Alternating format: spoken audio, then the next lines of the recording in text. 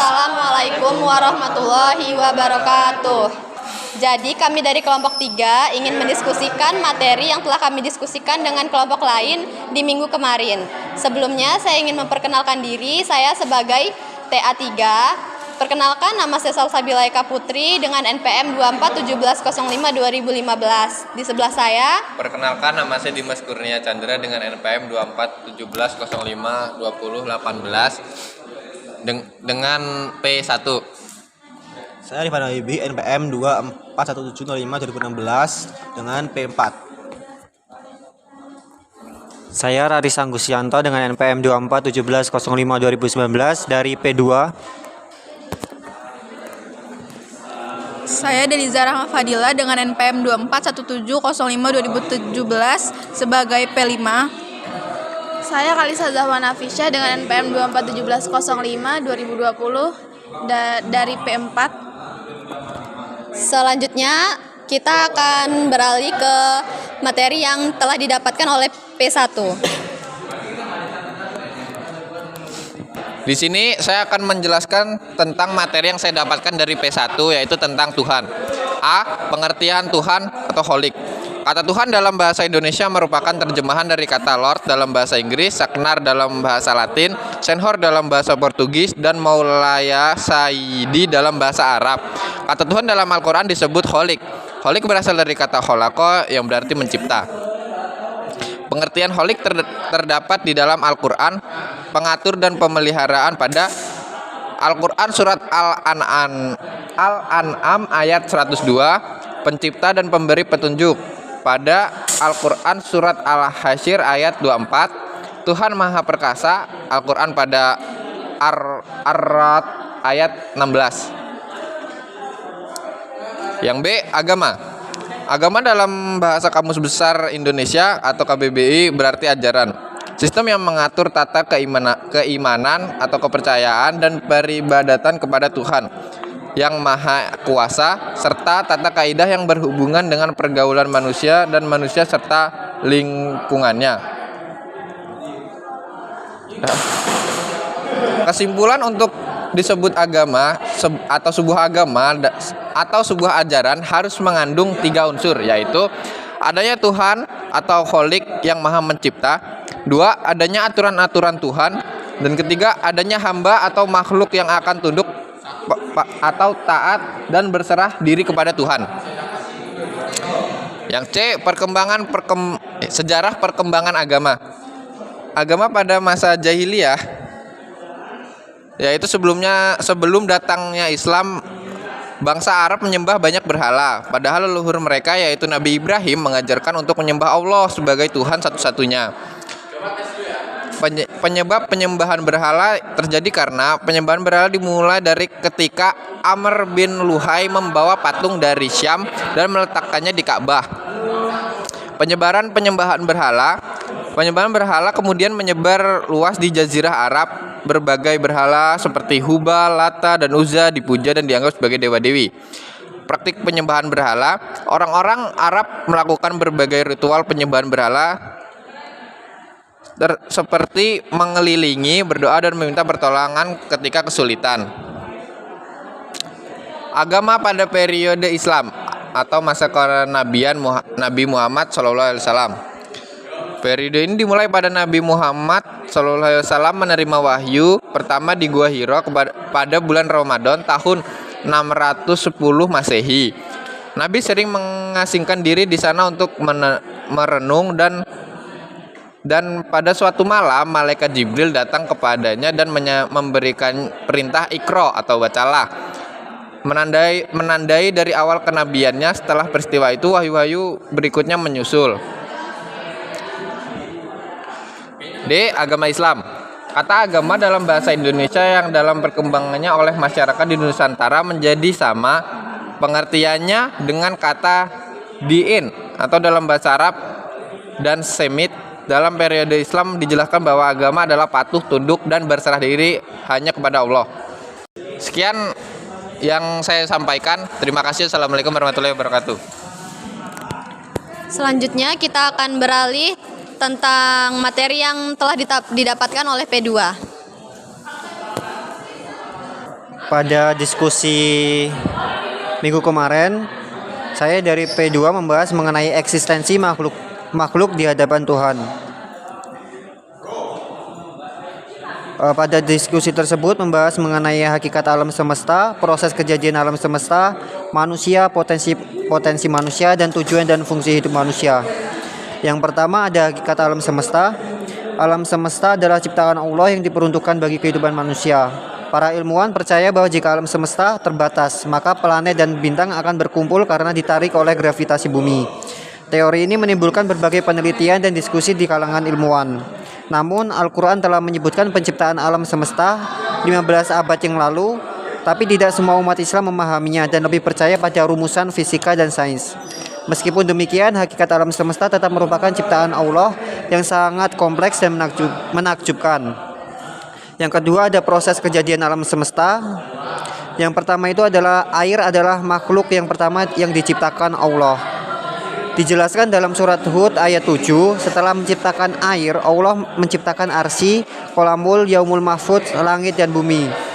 Menurut kepercayaan ini, air memegang peran penting dalam kejadian awal alam semesta. Setelah itu, Allah menciptakan langit dan bumi dalam 6 masa dan menghuni bumi dengan berbagai makhluk hidup termasuk manusia.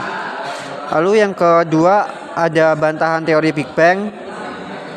Teori Big Bang menyatakan alam semesta terbentuk dari ledakan gas hidrogen dan helium. Ini bertentangan dengan Al-Quran surat Fusilat ayat 9 yang menyatakan Allah menciptakan bumi dalam 2 masa. Lalu selanjutnya ada proses penciptaan Nabi Adam dan Hawa. Allah menciptakan Nabi Adam dari tanah liat yang dibentuk. Kemudian Allah meniupkan ruh ke dalam tubuh Adam sehingga ia hidup. Hawa diciptakan dari tulang rusuk Nabi Adam untuk menjadi pendampingnya. Keduanya ditempatkan di surga. Namun kemudian diturunkan ke bumi setelah melanggar perintah Allah dengan memakan buah terlarang. Dari pasangan ini lahirlah seluruh umat manusia. Proses ini menunjukkan kebesaran dan kekuasaan Allah dalam penciptaan manusia. Dijelaskan dalam Quran surat Al-Hijr ayat 26.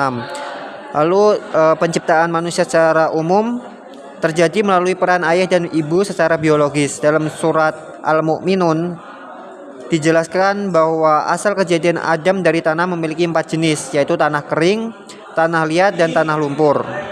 Lalu selanjutnya ada potensi-potensi manusia. Yang pertama ada potensi berpikir. Berpikir adalah merespon dan mengelola rancangan dari luar tubuh manusia ke dalam memori otak. Ke memori otak. Proses berpikir adalah proses yang diciptakan Allah Subhanahu wa taala dalam dirinya melalui proses penyatuan fungsi dan jasad yang ditiupkan dalam rahim seorang ibu. Lalu ada potensi akal. Akal adalah daya pikir, kemampuan bagaimana cara memahami lingkungan. Allah Subhanahu wa taala telah memberikan kemampuan pada manusia untuk mengingat dan memahami tentang sesuatu yang ada di sekelilingnya, yaitu langit dan bumi. Selanjutnya ada potensi nafsu. Nafsu atau dorongan tingkah laku keluar dari dalam diri manusia karena perintah potensi akal manusia. Nafsu terdiri dari tingkatan negatif atau amarah dan positif atau mutmainah. Yang mengendalikan nafsu penting untuk mencapai kesucian dan kedekatan dengan Tuhan. Lalu ada tujuan dan fungsi hidup manusia. Manusia diciptakan dengan tujuan menjadi khalifah, yaitu memimpin atau mandataris Allah Subhanahu wa taala di muka bumi.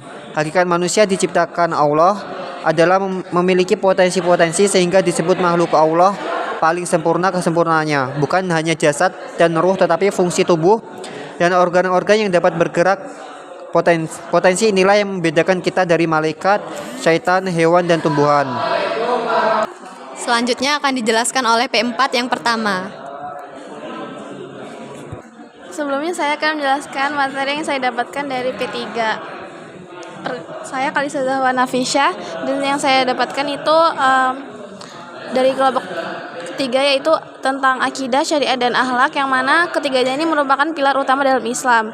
Dan bentuk penerapan akidah dalam kehidupan sehari-hari yaitu akidah mengakui keesaan Allah, dan bentuk penerapan akidah dalam kehidupan sehari-hari itu dengan beribadah kepada Allah, moralitas, membangun hubungan yang baik dengan Allah, dan hablum minallah dan hablum minannas, serta perbedaan tauhid rububiyah dan mulkiyah serta tauhid uluhiyah, yaitu tauhid rububiyah yaitu kekuasaan Allah terhadap alam semesta, dan tauhid uluhiyah yaitu ibadah dan ketaatan hanya kepada Allah, dan tauhid mulkiyah itu kekuasaan Allah dalam mengatur segala urusan.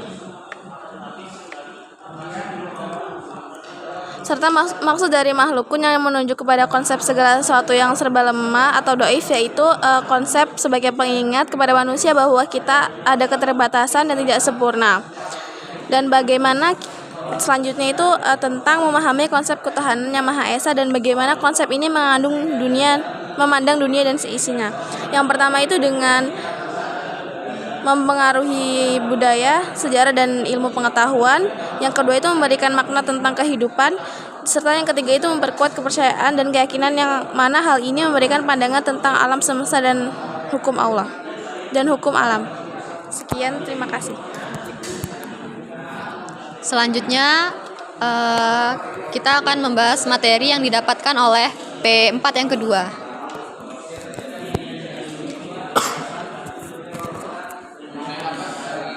Dari P4 sendiri membahas tentang akidah, syariah, dan akhlak. Yang pertama, akidah adalah percayaan dasar seorang muslim terhadap Allah Subhanahu wa taala, para malaikat, kitab-kitab suci, para rasul, hari akhir, qada dan qadar. Akidah adalah akar dari iman dan menjadi landasan bagi seluruh tindakan seorang muslim. Yang kedua ada syariah. Syariah adalah hukum-hukum Islam yang mengatur seluruh aspek kehidupan manusia, baik hubungan dengan Allah Subhanahu wa taala maupun hubungan dengan sesama manusia. Syariah memberikan pedoman bagi umat Islam yang menjalankan ibadah bermuamalah dan bermasyarakat.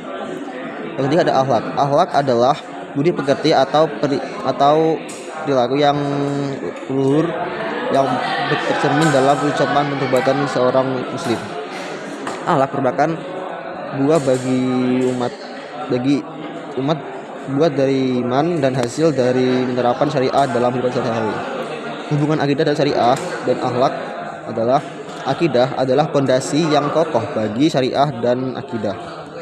Syariah adalah wujud nyata dari akidah. Melalui syariah seorang muslim dapat mengkonfirmasikan imannya dalam kehidupan sehari-hari, dan akhlak adalah cerminan dari akidah dan syariah.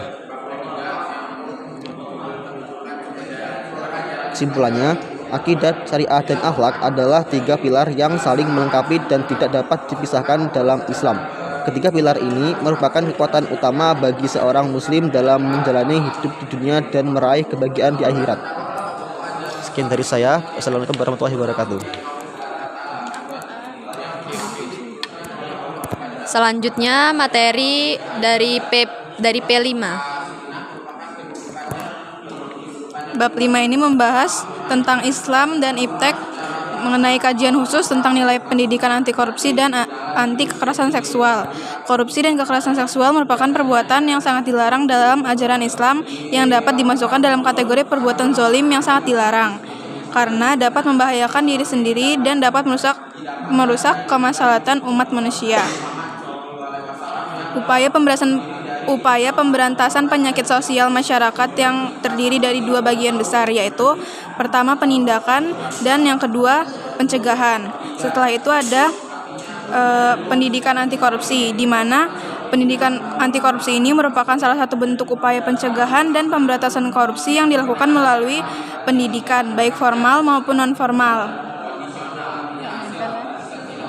Selanjutnya ada 5 sikap mental yang muncul setelah kita melewati revolusi kemerdekaan menurut Konjaraningrat, yaitu 1. Mentalitas yang meremehkan mutu, 2. Mentalitas yang suka menerabas, 3. Tidak percaya pada diri sendiri, 4. Tidak berdisiplin murni, yang kelima mentalitas yang suka mengabaikan tanggung jawab. Selanjutnya ada pendidikan anti kekerasan seksual, di mana setiap perbuatan merendahkan, menghina, melecehkan, atau menyerang tubuh atau fungsi reproduksi seseorang karena ketimpangan relasi kuasa dan gender. Kesimpulan dari diskusi kemarin yaitu menginklusikan nilai-nilai pendidikan anti korupsi dan anti kekerasan seksual dalam kurikulum pendidikan ajaran agama Islam di perguruan tinggi merupakan hal yang niscaya terjadi karena nilai-nilai yang terkandung dalam ajaran Islam, yaitu meniadai hamba Allah yang bertakwa dan mampu menjadi khalifah di muka bumi, diskusi seseorang karena ketimbangan relasi kuasa dan gender. Sekian, terima kasih. Jadi itu tadi adalah materi-materi yang telah didiskusikan oleh P1, P2, P3, P1, P2, P41, P42, dan P5. Kami akhiri. Wassalamualaikum warahmatullahi wabarakatuh.